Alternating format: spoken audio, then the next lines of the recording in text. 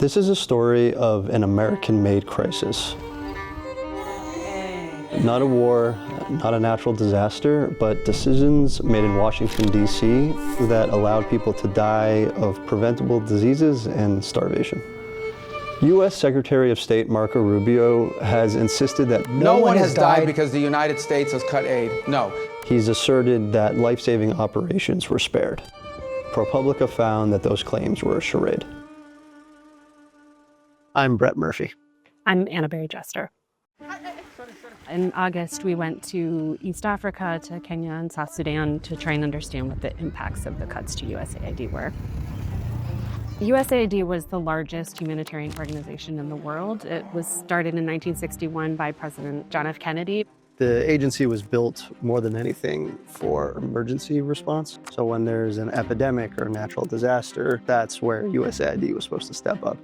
When Trump was inaugurated, they said they were going to do something like a review of foreign aid programs. But what they were really doing was slowly and methodically cutting all of those programs. It was not this amorphous they or the administration that was doing this. There were political appointees who had been brought in to lead this agency who were destroying it from the inside out. People expressed that they were afraid they'd lose their jobs if they tried to save programs that they knew to be life-saving.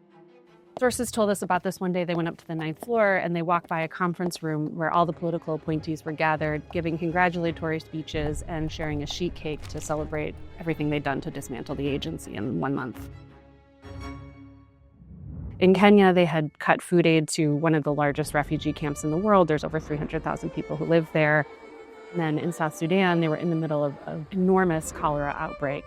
So we wanted to go and see what the situation looked like on the ground. On paper, it looked like all these programs that USAID was running were active, but what we found when we went there was that they were not. Right when we landed in Kenya, the thing that we couldn't not notice as soon as you're there is how hungry everyone is. People had not received any food for, I think, a month or two, and they were really desperate. They were really hungry. Pregnant women who were eating mud for calories. A 20-year-old mother told us that she was actually considering suicide because she heard that the UN takes care of kids without parents. Normally, the World Food Program provides food monthly, and for a long time, they've been given rations that would be considered, a normal day's calories. Since the USAID cuts, they've been providing just a fraction of what they were supposed to get. People inside of Kakuma, which is supposed to be one of the more stable and reliable refugee camps in Africa, they were leaving to flee back to the places where they had left for violence. They told us they'd rather die from violence than hunger. I spent most of my time with this one woman named Rose. I met her at first in the malnutrition ward. Her kid, Santo, was one of the sickest looking kids there. He was so malnourished. His skin had lost pigmentation. It was kind of peeling off. But she had wanted to leave because her other 2 sons were at home. And this is actually the situation that a lot of the mothers we found in the clinic were in. They had one incredibly sick kid who was almost dying in the hospital, while other kids at home who they could not look after for themselves, they didn't have food either.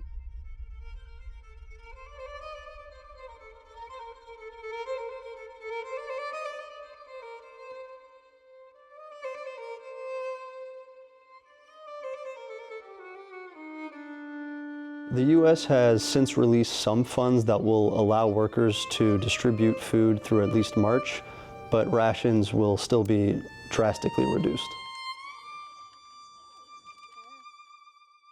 When we got there, South Sudan was in the middle of the worst cholera outbreak in the country's history.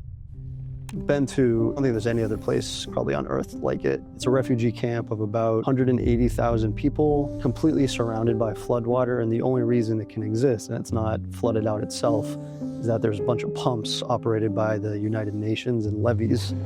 It is surrounded by water and only exists as dry land for the efforts of humanitarian organizations.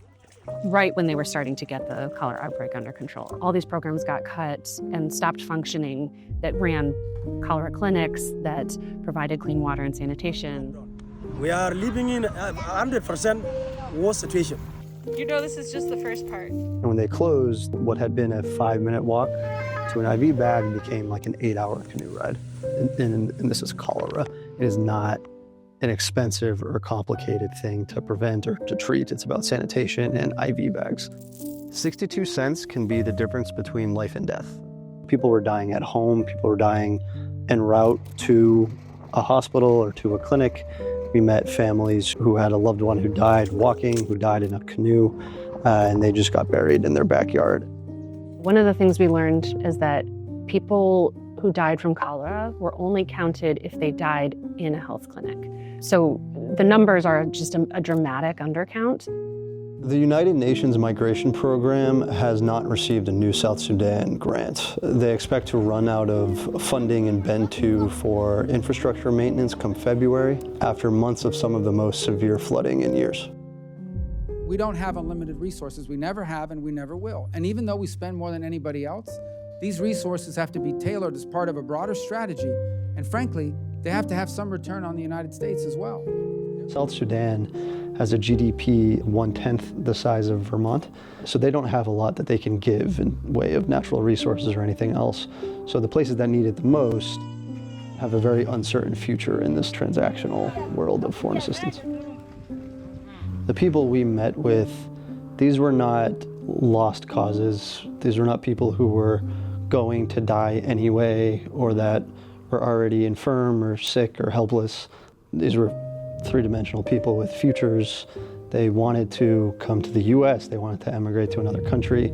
They had plans for their families, for themselves. Millions of people were immediately and irreparably harmed by what happened here.